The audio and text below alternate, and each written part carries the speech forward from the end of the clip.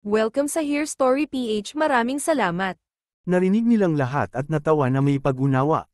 Ang mga tao mula sa North Sea ay napilitang ngumiti ng may paghingi ng paumanhin, pero patuloy na tumutulo ang malamig na pawis sa kanila at pangit ang naging anyo ng kanilang mga ngiti. Malalim ang ugnayan ko sa tribo ng North Sea mula ngayon, barado na lahat ng galit at sama ng loob ko. Habang dahan-daang lumabas ang boses ni Yun Xiao na wala na rin ang buong grupo mula sa palasyo. Doon lang tumigil si Roohai sa pilit ng ngiti at napabuntong hininga ng malalim ngunit unti-unti. Naging mabigat ang kanyang mukha nang tumingin siya sa kalansay na nakatayo sa harap ng tarangkahan ng palasyo at napayakap siya sa sarili dahil sa ginaw. Nag-aalala si Roulong, kuya, anong gagawin natin ngayon? Siguradong ang Yunsheng clan ay ibubuhos ang galit nila sa atin. Nag-isip muna si Roohai saka nagsabi, ako mismo ang mangguna para ihatid ang bangkay na ito pabalik sa Yunsheng clan. Ikaw naman pumunta ka sa Ocean Emperor's Palace at iulat ng detalyado ang nangyari kay si Emperor. Kapag pumagit na ang si Emperor, mas magiging madali ang lahat. Punong-puno ng galit ang mukha ni Roulong. Walang kinalaman ang North Sea dito, hindi naman pwedeng maging masyadong bastos ang Yunsheng family, di ba? Hindi rin hahayaan ni Lord Poseidon na walang gawin.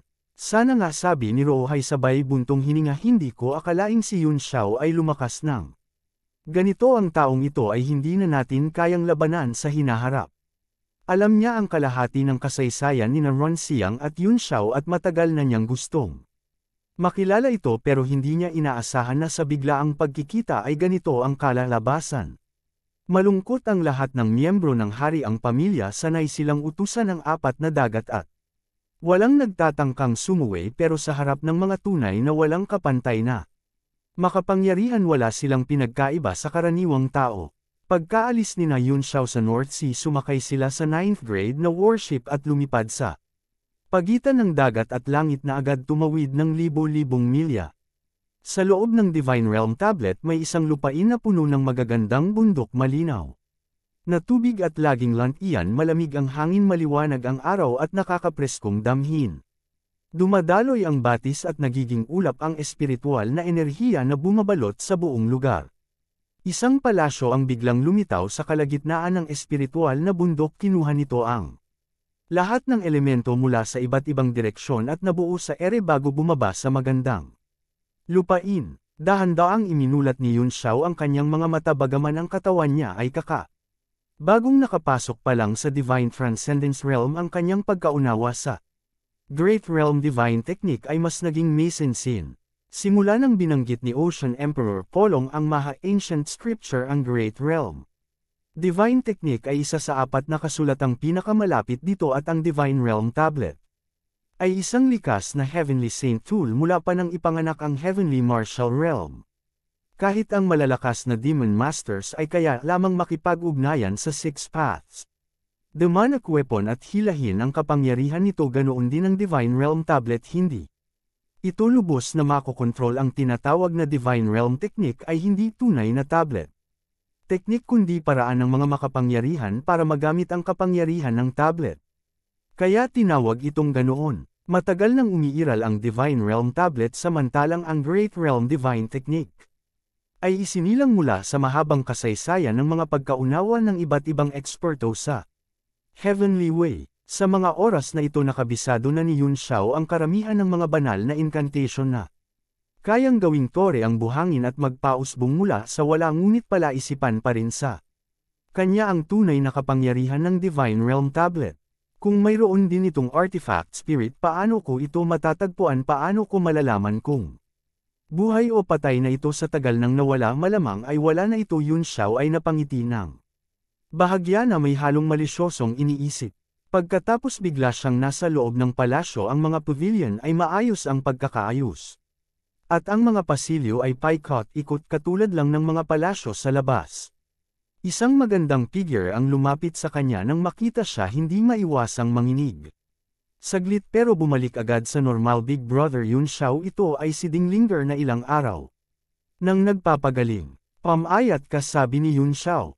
Napaluha si Dinglinger at pilit na ngumiti. Salamat sa pag-aalala, Big Brother Yun Xiao, ayos na ako ngayon. Matagal na siyang namuno sa Chamber of Commerce at matibay ang kanyang loob kaya agad niyang inayos ang buhok na magulo at ngumiti. Big Brother Yun Xiao, narito ka para bisitahin si Sister Water Deity. Tama ba ang kalagayan niya ngayon ay matatag na?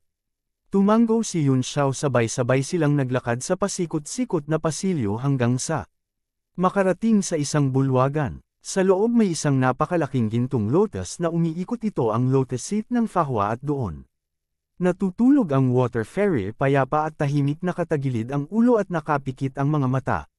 Pinagmasdan siya ni Yun Xiao at namangha. Halos isa na ang kalagayan ni water fairy kay Amitabha. Pareho ang agos ng kanilang primordial power, parang sabay silang isinilang. Ang liwanag mula kay Amitabha ay dumadaan sa katawan ni water fairy na walang sagabal at dumadaloy na parang alon ng tubig na nakakapawi ng kaluluwa. Habang nakatitig si Yun Xiao sa mga alon ng liwanag, para bang napasok siya sa kawalan. Mahinang sabi ni Dinglinger, Big Brother Yun Xiao, naramdaman mo rin ba ang profound level weapon na ito? Ay napakahiwaga. Buong araw na inaalagaan ko si Little Sister Water Deity at dahil sa mga alon ng frequency nito bigla ring tumaas ng malaki ang lakas ko. Hindi ko maipaliwanag. Ito ay banal na sandata ng apat na dagat, kaya nga napakamakapangyarihan, wika ni Yun Xiao. Hindi nakapagtataka na malapit ka ng maging Marshal Supreme. Isa na lang ang natitirang balakid. Hayaan mong tulungan kitang lampasan ito. Nagulat si Dinglinger. Tutulungan mo ako, Big Brother Yun Xiao? Hindi ba dapat sariling pagkaunawa sa Heaven Earth Law ang susi para maging Nine Heavens Marshal Sovereign? Narinig na niya ang ibang teknik na sapilitang nagpapagising ng tao, pero iyon ay mga mapanganib na dark arts, kaya agad niyang sinabi, gusto kong sarili kong pagsisikap ang magdala sa akin. Wala na akong ibang maaasahan o iniintindi, kaya martial arts lang ang masasandigan ko. Sana makalayo pa ako sa landas na ito. Medyo nasaktan si Yun Xiao sa kanyang sinabi at ngumiti. Huwag kang mag-alala, hindi ito madayang paraan. Tutulong lang ako bilang gabay. Walang silbi kung wala kang sariling pagkaunawa at paghuhubog. Isa kang napakatalinong babae, at kung makakawala ka sa bigat ng iyong damdamin, tiyak na malayo ang mararating mo. Ayaw nilang gamblein ang sariling paggaling ni Water Deity, kaya tahimik silang umalis at pumunta sa tuktok ng bundok. Isang napakalaking talon ang bumubulusok mula sa kabilang bundok at sama-sama ang maraming espiritual na enerhiya. Pati ang mga nandoon ay ramdam ang pagtaas ng cultivation. Ngumiti si Dinglinger, Brother Yun Xiao, lalo pang kahanga-hanga ang saint weapon mo. Dati ito ay tigang, pero ngayon puno na ng sigla. Kahit ang malalaking sekta at banal na lupain ay hindi kayang tumbasan ito. Napailing si Yun Xiao, Linger, sobra kang nagbubunyi. Pinipilit ko lang tipunin ang espiritual na enerhiya ng buong tablet sa iilang lugar para makapagsanay ang lahat, pero sa kabuuan tigang pa rin ito. Hindi ko alam kung kailan ito magiging tunay na mundo. Ngumiti si Dinglinger, kahit papaano gumaganda na ito at patuloy nagaganda pa. Nakatayo silang magkatabi, ramdam ang malamig na hangin ng hindi namamalayan. Unti-unti silang nagkalapit, ramdam ang init ng isa't isa at kumabog ang puso. Namula ang pisngi ni Dinglinger at agad siyang tumuwid at yumuko ng mahinhin. Biglang naalala ni Yun Xiao ang pakay. Umupo ka, tutulungan kitang lampasan ang huling harang. Nag-focus si Dinglinger at naupo ng naka-cross leg. Habang nakatingin sa kanya, inisip ni Yun Xiao ngayon na wala nang masasandalan si Dinglinger. Ako ang dapat mag-alaga sa kanya. Itinabi niya ang lahat ng ibang iniisip at lumutang mula sa kanyang palad ang Dynasty Bell. Dang! Kumalat ang malinaw na tunog at umalingaw mula sa tuktok ng bundok. Nang inig ang katawan ni Dinglinger at sabay sa tunog umagos ang kanyang yuan power, ang buong bundok ay nakisabay sa alon ng tunog at maging ang talon ay tila hamina hanggang sa ang buong mundo ay naging isa sa kanya. Nararamdaman niyang biglang nawala ang harang sa harap niya at ang daan patungo sa Heavenly Dao ay biglang umunat ng walang hanggan. Hindi pa siya naging ganito kalapit sa langit. Bumaba mula sa kalangitan ang walang bilang na runes at dahan-dahan itong pumasok sa kanyang katawan. Para siyang isang puno na tahimik na tumutubo sa loob ng maraming siglo. Isang bulaklak, isang mundo, isang dinastiya, isang siglo. Sa isang kisap mata, para bang 100 taon ang lumipas. Binuksan ni Dinglinger ang mga mata at nagningning ang Emperor aura sa kanyang katawan. Nagiging malinaw ang kanyang tingin at tinanong gaano katagal ang lumipas. 3 ulit tumunog ang kampana, siyam na paghinga lahat. Siyam na paghinga, isang gintong panaginip, isang malawak na dagat na naging bukirin. Namangha si Ding Linger. Ngumiti si Yun Xiao, nasa napakagandang kalagayan ka, ang pundasyon mo ay mas matatag pa kaysa sa mga martial sovereigns na matagal nang naruroon. Ngumiti si Ding Linger, nang mapait ang buhay ko ay nagbago ng malaki, kaya angkop ang ganitong pagbabago. Napagtanto agad ni Yun Xiao na mali ang nabanggit, kaya nagsorry siya. Ngumiti si Ding Linger at tiningnan siya ng malambing, Big Brother Yun Xiao, tama ka, wala kang dapat ikahiya, hindi na mamaliin. Muli silang nagkadikit. Sa tunog ng tubig at mahina ngunit mabangong paligid, hindi napigilan ni Yun Xiao na yakapin siya, at sa malamlam na langit at malamig na hangin namuo ang isang tagpo na parang panaginip. Makalipas ang ilang oras, isang liwanag ang biglang lumipad mula sa bundok, mabilis itong tumakas, puno ng hiya. Si Yun Xiao lamang ang naiwan sa talampas, tahimik ang paligid, tanging hamog at ihip ng hangin ang kasama niya habang nakatingin sa mapulang bakas na parang bulaklak ng melakoten na iniwan ng sandali nilang paglalapit. Naalala niya ang kanilang pagyakap at pakiramdam niya ay parang usok o panaginip lamang ito. Bulaklak na hindi bulaklak, ulap na hindi ulap, parang panaginip ng tagsibol, mabilis dumating. Mabilis ding nawala. Medyo nahiya rin si Yun Xiao, kaya iniwan ang Divine Realm Tablet. Ang 9th grade warship ay muling tumawid sa North Sea ng higit 10 tao at bumalik sa lugar kung saan naglaban ang Heaven Alliance. Noon yumanig ang langit at lupa, naglaho ang dagat at lahat ng nilalang sa loob ng 1,000 milya ay nawasak. Ngayon parang bumalik na sa normal, pero kapag sinuri ng espiritual na pag-iisip, malinaw ang katahimikan. Wala pa ring buhay sa loob ng 100 milya, lahat ng hayop pandagat na lumapit ay namatay. Nagulat si Sulayani, may matinding chaotic aura sa dagat na ito, pinakamalakas ang Devil Chi at Poison Chi, baka sa maraming taon walang tumubong kahit damo at walang mabuhay na isda o hipon. Sa rurok ng lakas ng pakikipaglaban, karaniwan na ang maglipat ng bundok at dagat, sabi ni Yun Xiao. Maraming pagbabago sa tanawin ng Heavenly Martial Realm ay dulot ng ganap na combat strength. Ang iniisip ko lang ay kung nasaan ang Biluo Sect, sabi ni Sulayani. Nagkalat at magulo ang lahat ng uri ng aura. Wala ring buhay na nilalang sa paligid. Napakalawak ng dagat, para kang naghahanap ng karayom. Sandaling nag-isip si Yun Xiao at nagsabi, punta tayo sa Big Wheel Island. Doon natin mahahanap ang kinaroroonan ng Jade Drop Sect. Pwede rin tayong magtanong tungkol sa kasalukuyang kalagayan ng Corpse Fin Sect. Agad na lumiko ang 9th Order warship papunta sa Big Wheel Island. Makalipas ang ilang araw, pumasok ang warship sa karagatan ng Big Wheel Island at agad itong minanmana ng ilang divine senses. Isang figure ang biglang lumipad at sumigaw, sino kayo? Ikaw na ang bahala sa kanila, sabi ni Yun Xiao kay Sulayani. Kapag tapos na ang lahat, magkikita tayo sa isla. Mauuna na ako. Opo, sagot ni Sulayani. Kumislap ang katawan ni Yun Xiao at biglang nawala sa warship. Nakunat ang noo ng figure sa labas, kumitid ang mga mata. Parang may naramdaman siyang pagyanig ng essence force, tila may dumaan na berdeng liwanag, pero hindi siya sigurado dahil parang ilusyon lang. Naglibot siya ng tingin pero walang nakita. Sa sandaling iyon, isang magandang babae na nakasuot ng damit pangpalasyo ang dahan-daang bumaba mula sa warship at ngumiti. Ako si Sulayani, Pavilion Master ng Heavenly One Pavilion sa Heavenly Martial Continent. Narito ako sa Big Wheel Island para sa isang pakay. Nais kong pakiusapan ng Master ng Natural Moat Cliff na bigyan ako ng pahintulot. Itabi ang barko at sumama sa akin para magparehistro, sagot ng lalaki. Si Yun Xiao naman ay nag-teleport diretso sa isla, ilang kisap mata lang at nasa stronghold na siya ng Blue Sky Sect. Medyo tigang ang paligid ng gate. Pinalawak niya ang Divine Sense at nakita niyang 20 o 30 lang ang nasa loob, at ang pinakamalakas ay isang 3 stars Martial Emperor lang. Ayusin na ang lahat ng ulat ngayong buwan at magpatawag ng pagpupulong bukas. Sige, sagot ng Martial Emperor sabay abot ng kamay.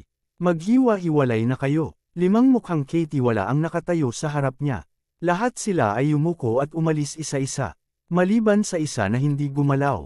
Manager Zhang, may iba ka pa bang sasabihin, tanong ng Martial Emperor. Nagmasid si Manager Zhang at mahina ang tinig ng magsabi, Ginoo, dahil ayaw na ng biluo. Sect sa lugar na ito at may 2 taon pa bago matapos ang upa, bakit hindi natin ito? Ay sublis. Kumislap ang mga mata ng Martial Emperor, totoo ngang hindi masasayang kung irerenta ulit. Pero biglaan ito, saan tayo makakahanap ng kukuha? At kung malaman ng sekta, pati ako, mapapahamak. Ngumisi si Manager Zhang, may pamangkin ako na nagnenegosyo sa pagitan ng Heavenly Martial Continent at Great Wheel Island. Pwede kong ipasublis dito, hindi naman malalaman, ng Jade Drop Sect. Basta bigyan mo lang ako ng dokumento para sa transfer at may dahilan. Ang pamangkin ko, bilang kapalit handa siyang magbayad ng 5 bilyong mid-grade primordial stones. Tumibok ang puso ng Martial Emperor pero sinimangutan siya 5 bilyon lang. Manager Zhang, hindi ako papayag. Ang karaniwang presyo ay 30 bilyon. Kung 30, mas mabuti pang diretso siya sa Natural Moat Ocean, sagot ni Manager Zhang. Humumpak ang Martial Emperor, hindi mabibili ng 5 bilyon. 20 bilyon ang pinakamababa. Napamura si Manager Zhang sa isip pero nagkunwaring hirap. Umiling siya kung ganun walang saysay ang sublease na ito. Wala ring ganoong pera ang pamangkin ko. Kalimutan na lang. Follow na. Hoy sandali. Hinabol siya ng Martial Emperor, pwede pa nating pag-usapan. Alam mo namang ako ang may hawak dito ngayon. Ngumisi si Manager Zhang sa loob. Alam niyang babalik din ito bukas sa Biluo Sect at kung hindi makakapag-sublease wala itong kikitain. Kaya kahit lugi ay tatanggapin. Nakahinga ng maluwag ang Martial Emperor, seryosong sabi niya, 5 bilyon ay kulang. Dagdagan mo pa ng kaunti at tatanggapin ko. Magpapanggap sana si Manager Zhang na titingnan muna ang pamangkin pero pinigilan siya ng Martial Emperor, huwag ka nang aalis. Bukas wala nang pagkakataon. Kaya nagkunwari siyang nag-isip, magdadagdag ako ng 200 milyon. Sige, 200 milyon. Agad nagkasundo ang dalawa at parehong natuwa. Kinuha ni Manager Zhang ang storage bag at isang platinum na dokumento, Ginoo, pakilagda na lamang. Nagulat ang Martial Emperor, nakahanda ka na pala. Siyempre kailangan nating madaliin, sagot ni Manager Zhang. Ninas ang Martial Emperor pero naisip niyang dagdag biyaya na rin ito. Kaya pinirmahan niya, gamit ang fingerprint. Nagningning ang dokumento ng dugong pula at naging simbolo. Sa isang kisap matatapos na ang transaksyon. Masayang tinago ni Manager Zhang ang dokumento. Gabi na, Ginoo, magpahinga na kayo. Column. Masayang binilang ng Martial Emperor ang mga bato at natuwa. Umalis ka na, magpapahinga. Rin ako. Pag-alis ni Manager Zhang, bigla siyang natawa ng malakas, hahaha. Pero napatigil siya. May taong biglang nakaupo sa harap niya, kalmado at umiinom ng tsana. Parang wala siyang naririnig. Nagulat ang Martial Emperor at kinilabutan. Sino ka? Nasaan si Yin Hui? Halos mapaluhod siya sa takot sa unang tanong pa lang. Nanginginig siyang sumagot, Ginoo, hinahanap niyo ang aming sovereign. Pasensya na, masyadong mababa ang posisyon ko. Hindi ko alam kung nasaan si Lord Sectmaster. Si Yun Xiao iyon. Tumanggo siya, nasaan ang Blue Sky Sect, hintayin mo ako. Nagpaliwanag ang Martial Emperor, kailangan ng teleportation coordinates pero tinago na iyon ng sekta gamit ang dakilang kapangyarihan. Hindi na mahahanap at lahat ng lumang coordinates ay wala ng silbi. Nakunat ang noo ni Yun Xiao. Ibig mong sabihin wala nang makakahanap sa Azure Heaven Sect. Parang nahulog ang kaluluwa ng Martial Emperor sa bangin sa malamig na titig ni Yun Xiao. Lumuhad siya, hindi ko alam, hindi ko alam. Binigyan lang ako ng Metastones at pinapunta sa Heavenly Martial Continent para magtayo ng maliit na sangay. Nakita ni Yun Xiao na nagsasabi ito ng totoo. Lalong bumigat ang mukha niya. Mukhang natakot si Yin Hui na balikan siya kaya itinago ang buong sekta. Kung tuluyan ngang nawala ang Azure Heaven Sect, baka masama na ang kalagayan ni Xiao Hong. Hindi alam kung kailan pa ito muling lilito. At si Jing Qi, si Lord Jing Qi, wala akong alam. Maawa na kayo, huwag niyo akong patayin. Iaalay ko lahat ng primeval stones ko. Luhod ng luhod ang Martial Emperor. Damyugo ang noo niya sa kakayuko habang humihingi ng tawad. Pero nang magangat siya ng ulo, wala na si Yun Xiao. Maya-maya pumasok si Manager Zhang at nagulat ano ang ginagawa niyo Ginoo. Nagpahid ng pawis ang Martial Emperor nadapa lang ako. Bakit bumalik ka? Nag-alinlangan si Manager Zhang pero hindi nagtanong na isip ko lang Master ang nagutos na. Maghanap ng spiritual mountain sa Heavenly Martial Continent. May alam daw ang pamangkin ko. Kung ganon gawin niyo na. Nagpaalam na si Manager Zhang. Pero ang tuwa ng Martial Emperor ay napalitan ng takot. Lunod siya sa pawis at kaba. Magpapahinga na ako huwag na akong gambling. Pag-alis niya nagkita ulit sina Yun Xiao at Su Laini. Nakita ni Su Laini ang mukha ni Yun Xiao at nahulaan na tumakas ang Jade Drop Sect. Mukhang tuluyan na silang nagtagong mabuti sagot ni Yun Xiao mas mahirap silang hanapin. Kung sadyang magtatago sila mahirap nga silang makita sa forces sabi ni Su Laini. Pero, kung hindi darating din ang araw na magpapakita sila, Yun Xiao tumigil tayo sa isipin na iyon. Kahit ang immovable forest ni Jing Qi ay nawasak na. Hindi ako naniniwala na matitiis nila. Lalo na at malapit nang bumukas ang Eternal World. Kakayanin ba talaga nilang magtago? Sabi ni Su Laini kanina habang nagre-rehistro ako sa natural moat cliff ng Great Wheel Island. May narinig akong balita. Ang mga hidden sects ay nagsimula ng makipagplano sa One Clan para bawiin ang Merchant Union. Nakita nilang malakas ako kaya gusto nila akong kunin. At nagbigay sila ng impormasyon. Interesado ka ba yung Master Yun? Hayaan na muna si Wan Yiqian ang mag-alala sa Merchant Union sagot ni Yun Xiao. Kung hindi, nila mababawi gamit ang tulong ng hidden sects, napakahina nila. Kahit ako ay may balak kay Ding Shan pero mas mahalaga ang ibang bagay kaya hayaan ko muna siya. Tinanong ni Su Laini, mas mahalagang bagay. Hindi ko alam kung ano ang tinutukoy ni Young Master Yun, Xinjian.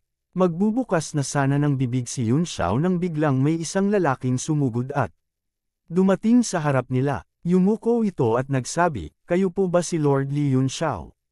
Agad na nakilala ni Yun Xiao ang pagkatao ng lalaki nang makita ang kanyang kasuotan at marka sa katawan. Ang Dragon's Tooth Villa ay talagang lugar na maraming mata at tainga. Kakadating ko lang dito saglit, pero natagpuan niyo na ako. Tuwa ang nadama ng lalaki. Tama nga po, si Lord Yun Xiao.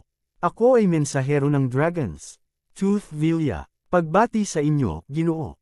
Nais po ng aming Villa Lord na kayo ay dumalaw para sa isang pagtitipon. Matagal na niya itong inaasahan.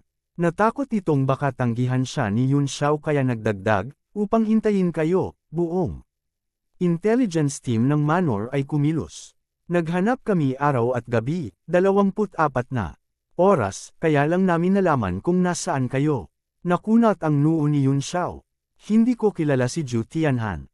Bakit niya ako hinahanap? Gusto ba niya akong patayin? Nagulat ang lalaki at mapait na ngumiti. Lord, kayo po talaga ay marunong magbiro. Ang Manor Master ay taos-pusong nag-aanyaya. Sana po ay sumama kayo.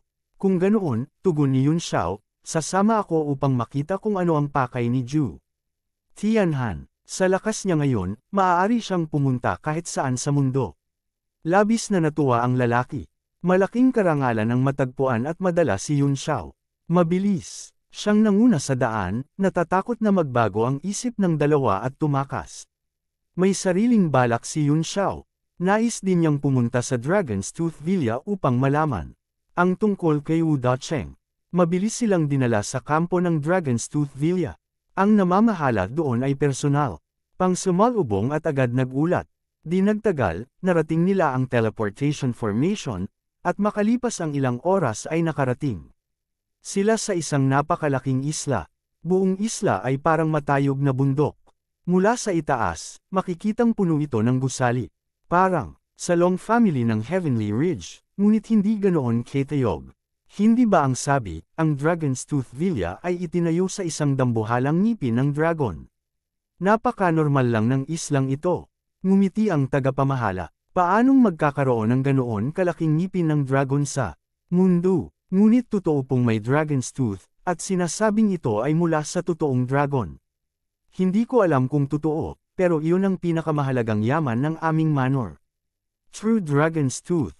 Nagulat si Yun Xiao. Kung iyon nga ay mula sa tunay na dragon, hindi iyon simpleng dragons Secret Treasure. Sa katunayan, ang Dragon Secret Treasure ay mula lamang sa labi ng mga dragon sa 10 Directions Divine Realm. Ang labi ng isang tunay na dragon ay ibang antas. Narinig niya ang tinig ni Cheyu na puno ng pananabik. Bilasan mo at tingnan ang dragon. Tooth na iyon. Kung tunay na galing sa totoong dragon, agawin natin. Magpakasibilisado ka naman, sagot ni Yun Xiao gamit ang voice transmission. Mga taong, nag-aral tayo, huwag palaging agawin ang bukang bibig. Pwede namang hiramin. Oo, hiramin. Kung tunay ng ngipin ng dragon iyon, hihiramin ko ng 100 taon. Halos humiyaw si Cheyu. Naabot na niya ang bottleneck sa kanyang cultivation at naghahanap ng pagkakataong makalampas. Akala niya nasa Dragon Field ang totoong Dragon Treasure, ngunit imbakan lang. Pala iyon, kaya lubos siyang nadismaya. Hintayin natin, wika ni Yun Xiao. Maaaring hindi ganoon kadaling kausapin ang Vilya. Biglang umalangaw ang malakas na tinig. Hahayang Master Yun Xiao, ikamamatay ko. Ang makita ka, isang matalim na liwanag ang lumusot sa kalangitan at huminto sa ere, unti-unting nag-anyong. Si Zhu Tianhan. Lumapag siya at niyakap ng mahigpit si Yun Xiao. Medyo nabigla si Yun Xiao at iwas sa gilid. Itinaas ang kamay upang pigilan. Darren, sobra ang init ng inyong pagbati. Mabuti pang ipaliwanag muna ng malinaw. Bagamat puno ng ngiti ang mukha ni Zhu Tianhan, makikitang labis siyang nag-aalala. Yang, Master Yun Xiao, isa kang tuwirang tao. Diretso na ako sa punto, pero hindi dito dapat pag-usapan. Sumama ka sa akin sa manor. Wala nang sabi-sabi, hinawakan niya ang kamay ni Yun Xiao at Sulayani at nag-anyong sinag. Nang liwanag, lumipad palayo. Sa tuktok ng isla, may isang maningning na palasyo na tila nakalubog sa ulap. Naghanda na si Zhu Tianhan ng piging, naglabas ng mga bihirang alak at prutas. Umupo siya sa ulo ng mesa at nagbuhos ng alak sa sarili, umiinom ng sunod-sunod habang malalim na bumubuntong hininga. Nakaupo sina Yun Xiao at Sulayani sa ibaba, may kasamang kambal na magagandang babae. Sa kanan, kita sa dalawa ang pag-aalala at labis na pagod, tahimik silang umiiyak. Medyo mabigat ang hangin sa bulwagan, at maririnig ang mahinang pag-iyak ng kambal. Naunawaan agad ni Yun Xiao ang sitwasyon. Ngumiti siya. Ano ang bumabagabag sa inyo? Lord, dahil ba ito kay Wu Dacheng? Nang inig ang kamay ni Zhu Tianhan at natapon ang alak sa mesa. Tumigil sa pag-iyak ang dalawang dalaga, namumula ang mga mata. Mabilis na sumagot si Zhu Tianhan. Oo, tama. Young Master Yun Xiao ay tunay ngang tulad ng isang Diyos. Alam mo ba kung nasaan na ngayon si Wu Dacheng? Sa isip ni Yun Xiao, pinaiyak mo na ang mga anak mo rito, kung hindi ko pa mahulaan baka. May mali na talaga sa akin. Nagkunwaring nagulat siya. Si Wu Dacheng ang manugang mo, bakit mo ako tinatanong? Napabuntong hininga si Zhu Tianhan. Umalis ba siya o namatay? Araw-araw kong nakikitang lumuluha ang aking dalawang anak, parang tinutusok ng kutsilyo ang puso ko. Muling napaiyak ang dalawang dalaga. Sana, Young Master Yun Xiao, sabihin mo sa akin lahat ng nangyari sa cloud formation na araw. Na iyon, huwag mong itago. Saglit na nag-isip si Yun Xiao. Hindi ko siya nakita sa formation noon. Hinanap ko pa nga siya. Ngunit walang bakas. Sa madaling salita, siya mismo ang naglaho pagkaraan niyang pumasok. Siya mismo ang naglaho. Sa palagay mo babuhay pa siya o patay na? Mabilis na tanong ni Zhu Tianhan, kumikislap ang mga mata. Ngumiti si Yun Xiao. Kung patay man siya o nawala, bakit ka nag-aalala? Dahil ba sa mga anak? Siyempre, seryosong sagot ni Zhu Tianhan. Siya ay manugang ng Dragon's Tooth Vilya. Paano ko hindi iisipin? Sa taglay niyang True Dragon Dharmakaya, kakaunti lang ang makakapatay sa kanya sa ganoong sitwasyon. Sa tingin ko nakatakas siya. Nakatakas, bulong ni Zhu Tianhan, tila nag-iisip ng malalim. Lalong umiyak ang kambal. Ibig sabihin hindi niya kami gusto. Lahat ng sinabi niya ay kasinungalingan. Isa siyang malaking sinungaling. Nainip na si Zhu Tianhan at pinatong ng malakas ang kamay sa mesa. Ano ba iyang iyak ng iyak? Titiyakin kung maibabalik ko siya sa inyo. Tinanong niya si Yun Xiao, ano ba talaga ang relasyon ni Wu Dacheng sa iyo? Bakit kanya ginaya? Ngumiti si Yun Xiao na parang walang magawa at ikinwento ang nangyari sa Yongxiang City. Noon, natulala si Zhu Tianhan. Ganun lang kasimple. Tama, ganun lang kasimple. Wala ba talaga kayong alam tungkol sa kanya? Kung ganoon, bakit nyo ipinamana ang dalawang anak ninyo sa kanya? Mahirap itong paniwalaan. Nanahimik si Zhu Tianhan, puno ng pag-aalala ang mukha. Nagpatuloy si Yun Xiao. At hindi pa siya kasing lakas na ngayon noon sa Yongxiang City. Malamang lumakas siya nitong huli. Lalo na ang True Dragon Dharmakaya, sabi nga. Imposibleng ma-practice ito kung hindi ka lahi ng dragon, ngunit siya meron pang dalawa. Sa huli ay tila nagpa siya si Zhu Tianhan. Dahil alam mo na ang tungkol sa True Dragon Dharmakaya, wala nang dapat itago. Sumama ka sa akin. Tumayo siya at umalis sa bulwagan kasama ang dalawa. Matagal silang naglakad sa manor. Tumawid sa 12-dosenang pasilyo hanggang marating ang isang lihim na silid. Pagpasok nila, nabigla sina Yun Xiao at Su Laini. Nasa harap nila ang isang dambuhalang estatwa ng totoong dragon, umaabot ng ilang milya. Ang haba, bagamat gawa sa bato, napakarealistiko at nangingibabaw pa rin ang presensya nito. Nagulat si Yun Xiao ngunit ngumiti. Hindi ko inaasahan na mahilig kang gumawa ng ganoong engranding dragon body. Matamang tumingin si Zhu Tianhan. Akala mo ba ako ang gumawa nito? Naiwan ito ng mga ninuno ng Dragon's Tooth Villa, tanong ni Yun Xiao. Maaari mong sabihin, pero hindi iyon lubos na tama. Ang dragon body na ito ay mula pa noon. Ngunit hindi gawa ng tao kundi ng mismong kalooban ng langit at lupa. Ang kalooban ng langit at lupa. Nayanig ang puso ni Yun Xiao. Isang totoong dragon na nabigo sa pagbuo. Hindi, imposible. Iyon. Bakit hindi posible? Sagot ni Zhu Tianhan. Ang totoong dragon ay bunga ng mismong asensya ng kalangitan at lupa, ngunit isa lang ang pwedeng mabuo bawat panahon. Ang sinaunang, totoong dragon ay matagal nang namatay, kaya anong nakapagtataka kung magsilang muli ang kalangitan at lupa ng dragon? Kung hindi, saan magmumula ang dragon crystals? Ang dragon crystal ay isang napakabihirang yaman na naglalaman ng kapangyarihan ng dragon, nalilikha kapag bigong mabuo ang isang tunay na dragon. Pumikit si Yun Xiao upang damhin ang dragon breath, saka damilat at ginamit ang kanyang lunar pupils. Nakita niyang kompleto ang lahat sa dragon body, mula buto hanggang meridian. Hindi nga ito gawa ng tao. Ngunit bakit mahina ang dragon breath? Kung totoong nabigo itong maging dragon, dapat yaman ang lupain dito. Mapait na ngumiti si Zhu Tianhan. Maraming yugto sa pagiging dragon. Kapag sa huling bahagi ka nabigo, saka lilito ang dragon crystal. Ang dragon na ito ay nabigo na noon pa. Napakabihirang bagay nito, sagot ni Yun Xiao. Tama, wika ni Zhu Tianhan. Ito ang mata ng Dragon's Tooth Villa. Isa itong spirit gathering island. Patuloy nitong hinihigop ang spiritual chi mula sa lahat ng direksyon.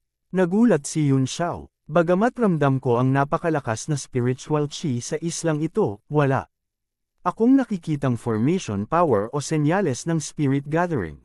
Baka naman ito ay mula sa ilalim ng karagatan, umaakyat mula ibaba hanggang taas.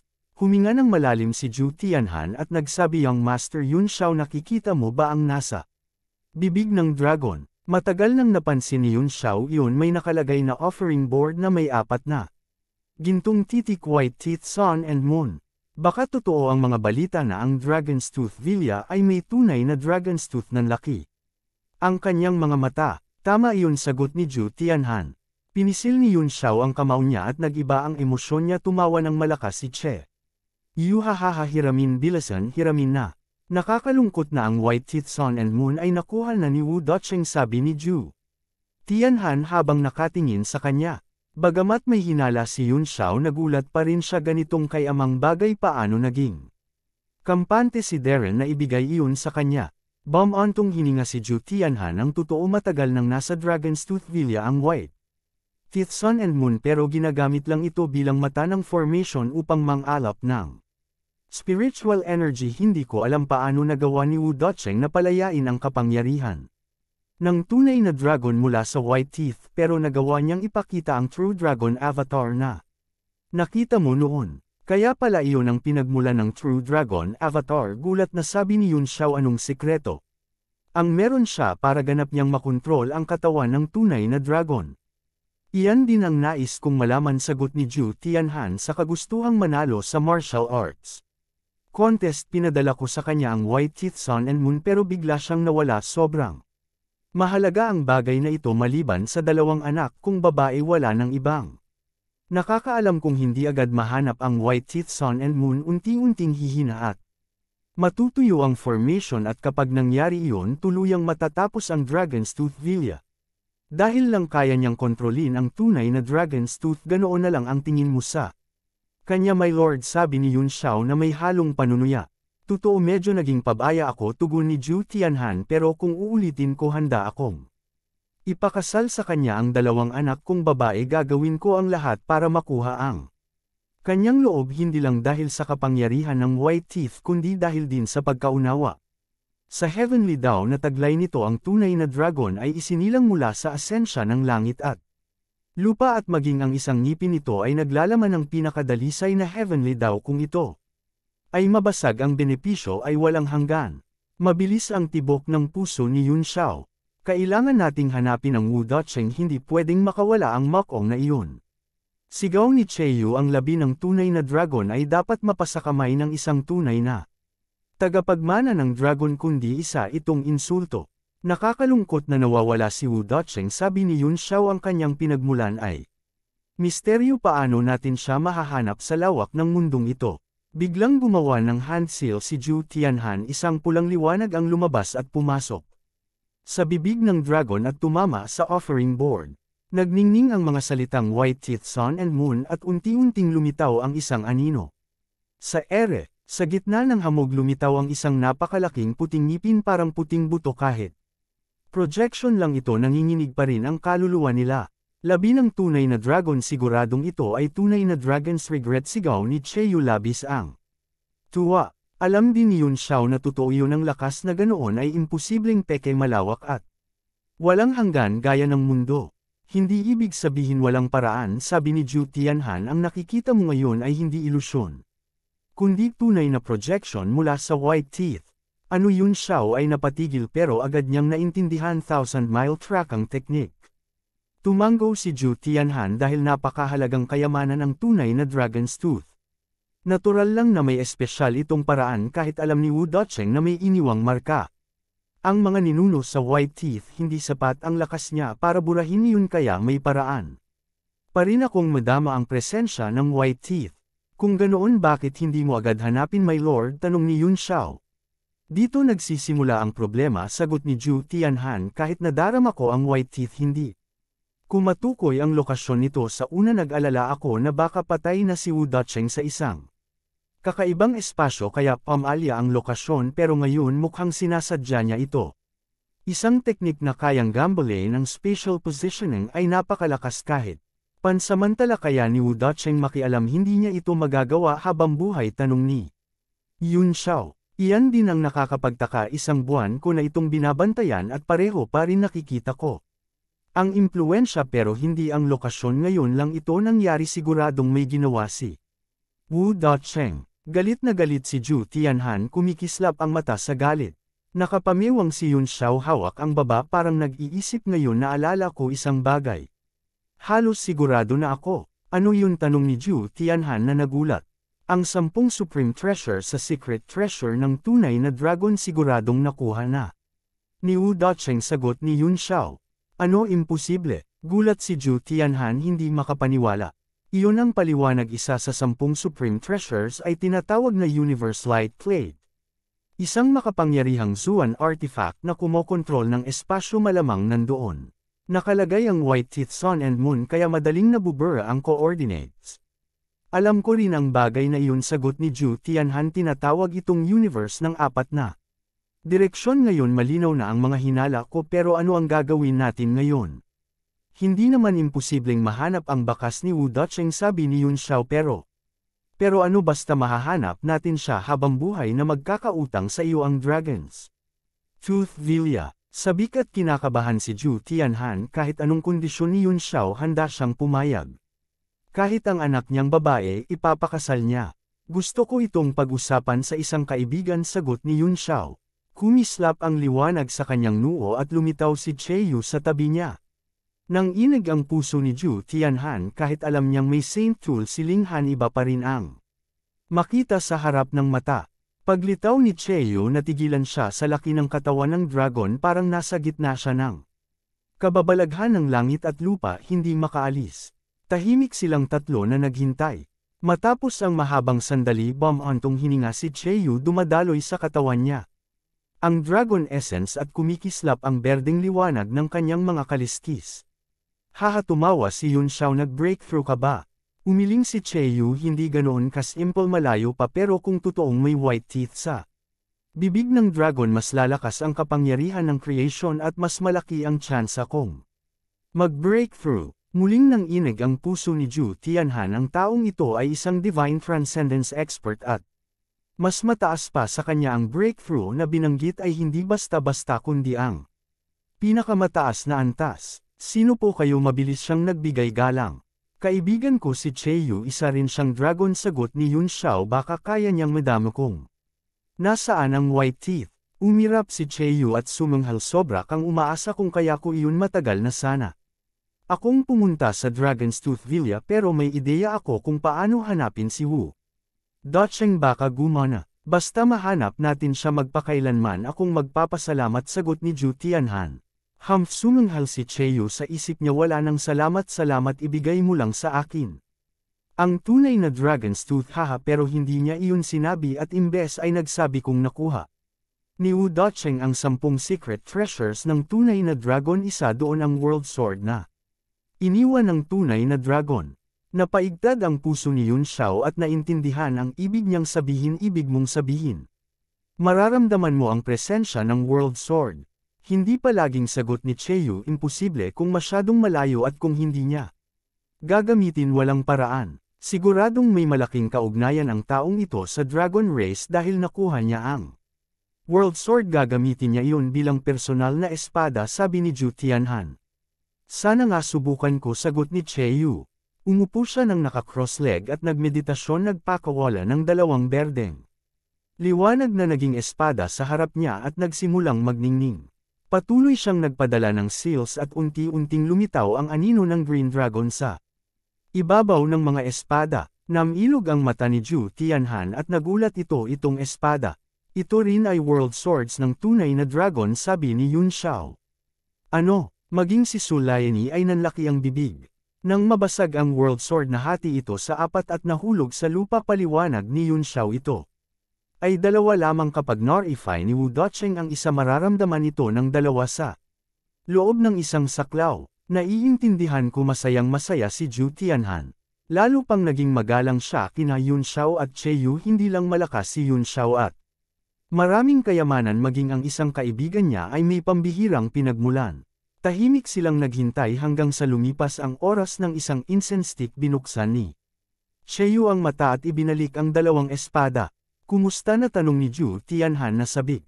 Naging seryoso ang mukha ni Cheyu umiling at nagsabi wala pa ring resulta. Ano ang gagawin natin? Namutla ang mukha ni Zhu Tianhan halatang desperado.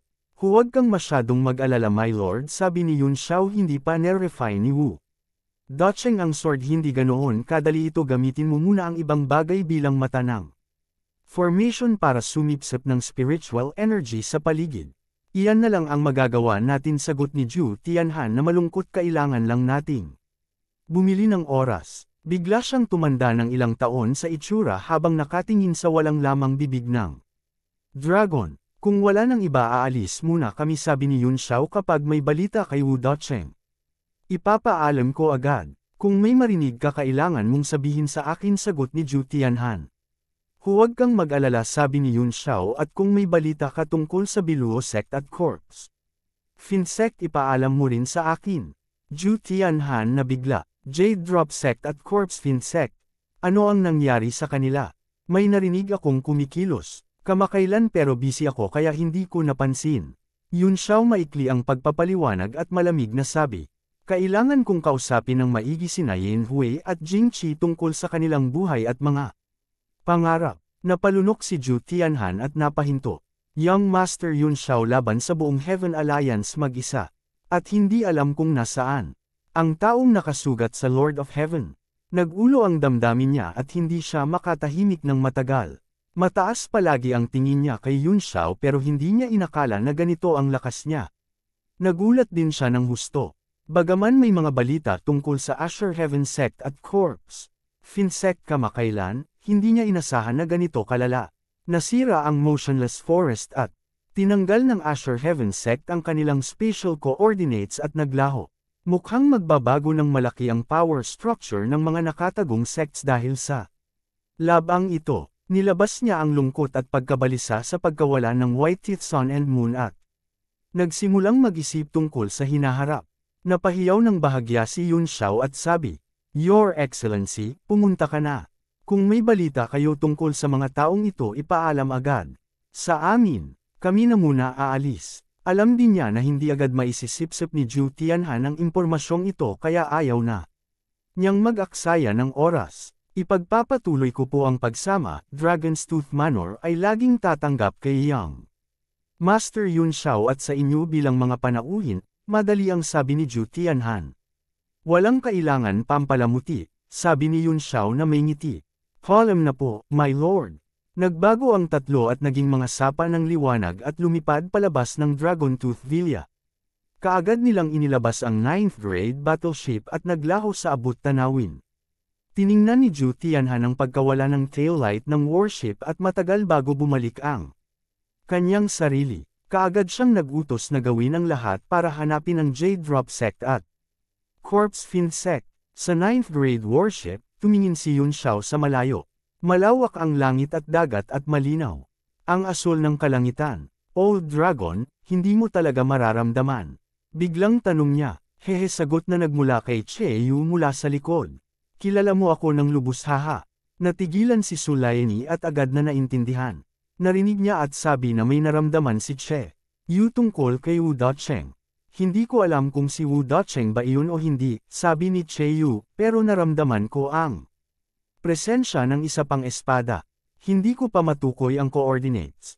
Alam ko lang napakalayo. Nito, kukuhanin ko ang coordinates agad. Tumango si Yun Xiao. Hindi lang natin kailangang makuha ang mga kayamanan balik. Mas interesado ako sa background ng taong ito. Ngayon bubuksan ko ang ilang balat niya layer by layer para makita kung sino siya. Magpapatuloy ako sa pag-track ng coordinates, nagkulay ngiti si Che Yu. Sa isang kisap, nawawala siya papasok sa noo ni Yun Xiao, sa Divine Realm Tablet. Young Master Yun, saan tayo pupunta ngayon? Tanong ni Sulayani. Tumingin sa malayo si Yun Xiao at kumikislap ang mata sa malalim na alaala. Pagkatapos ng mahabang panahon na pabuntong hininga siya at sabi, North Region, Divine Cloud Palace. Nang inig ang puso ni Sulayani at agad niyang pinatupad ang utos. Uminit ang bilis ng 9th grade battleship sa hangin at tumungo sa Heavenly Martial Continent. Ang Divine Firmament Palace ay nasa Dreamy Cloud Swampland sa North Region at sumasakop ng higit sa 30 malaking tuktok na sagana sa spiritual chi. Ang tuktok kung saan naruroon ang Palace Master Ku Hongyan ay ang Snowfall Peak. Kahit tawag na snowfall, lunti ang land iyan ito sa buong taon. Napakataas nito hanggang maabot ang langit. Ang mga ulap at nyebe ay nag-ipon sa tuktok at nagbibigay ng kakaibang aura.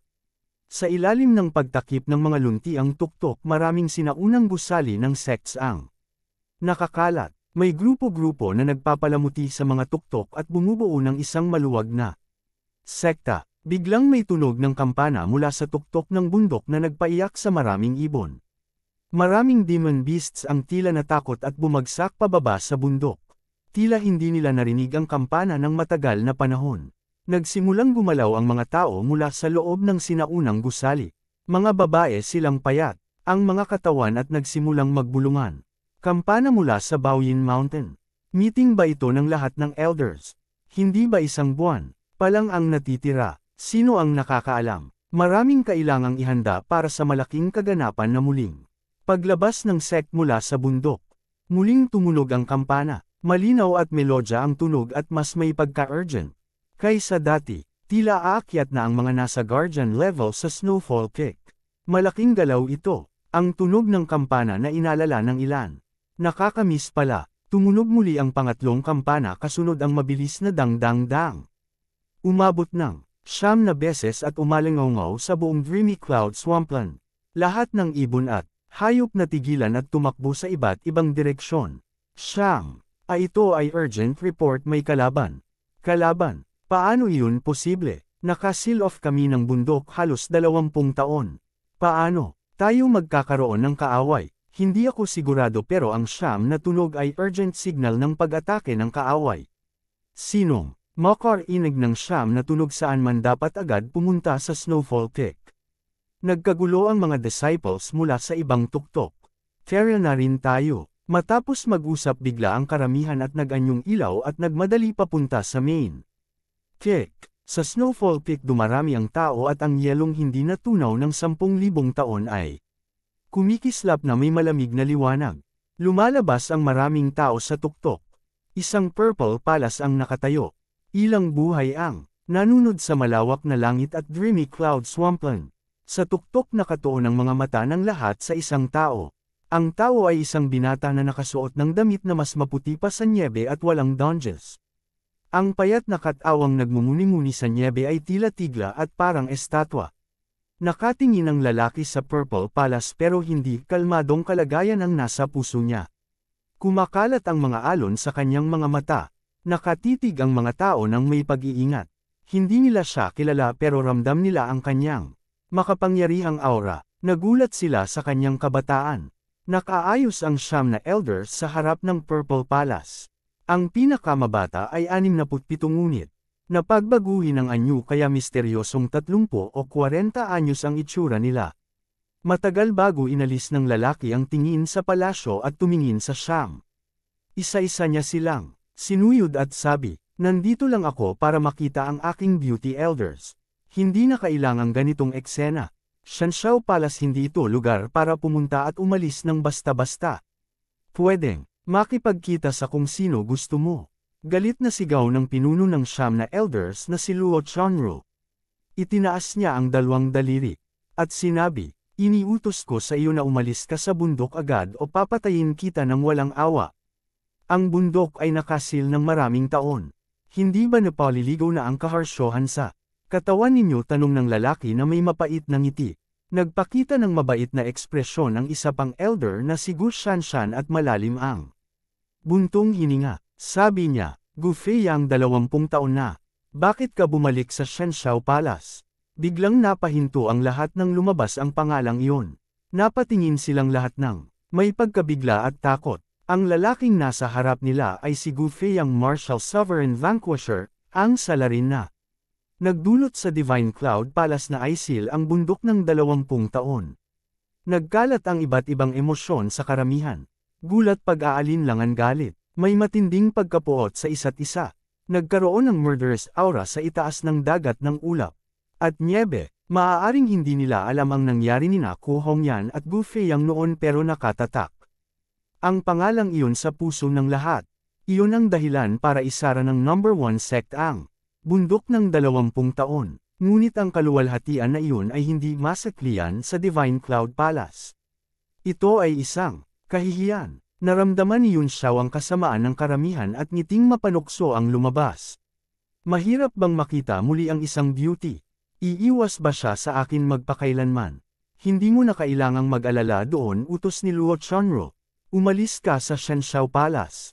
Tumingin si Yun Xiao sa Purple Palace at dahan-daang sinabi, "Baka wala si Hongyan sa palasyo. Kung nandyan, sana lalabas na siya sa tunog ng siyam na nota." Nagkaguluhan ang mukha ng siyam na elders at biglang kumilos sila.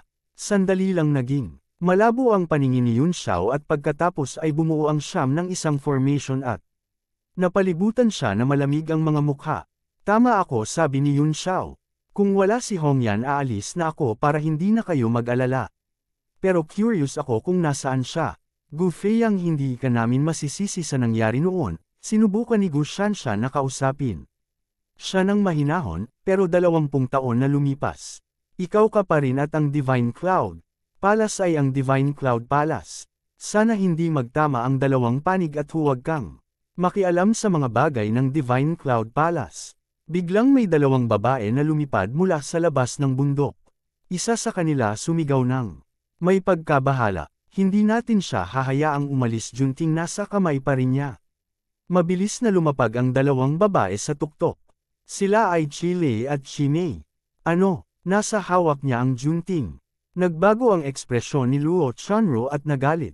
Gufeyang magkampi ka na sa Divine Cloud Palace noon at ngayon. Bitawan mo agad si Jun. Ting. Kinuha ng siyam na elders ang kanilang mga sandata at nag-ayos sa formation. Para sa paghahanda ng pagbubukas ng bundok, lahat ng intelligence ng mga malalaking pangyayari sa mundo ay bumalik sa bundok tulad ng snowflake sa pamamagitan ng Star and Moonhouse para malaman ng mga elders ang nangyayari sa labas ng mundo. Kasama rito, ang mga gawa ni Yun Xiao.